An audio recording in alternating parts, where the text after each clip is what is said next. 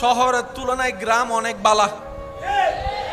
এটা মাথায় রাখবেন, যারা গ্রামে আছেন আপনারা এখনো ভাগ্যবান।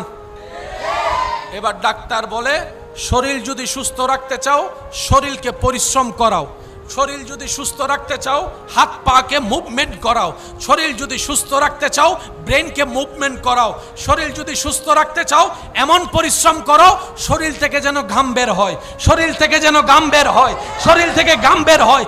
আল্লাহর দেওয়া বিধানে একদিন না একদিন সবাইকে আসতেই হবে, হয়তো ইচ্ছা করে আসুক, না হয় বাধ্য হয়ে আসুক। সেজন্য শহরের মানুষের তুলনায় গ্রামের মানুষের রোগ একটু, গ্রামের মানুষের রোগ শহরের মানুষের রোগ। ফজরের নামাজ যারা পড়েন তারা সৌভাগ্যবান, 24 ঘন্টায় বাতাস আছে, দুপুর বিকাল সন্ধ্যা রাত বাতাস আছে। এখনো বাতাস, কিন্তু বিকালের বাতাস যেরকম গায়ে লাগে এশারের বাতাস গায়ে। সত্যি করে একটা কথা বলেন তো, 24 ঘন্টার ভিতরে কোন টাইমের বাতাস সবচেয়ে বেশি মজা লাগে? আমি শুনি নাই, আরো জোরে। ফজরের নামাজটা পড়ে যখন মুসল্লি মসজিদ থেকে বের হয়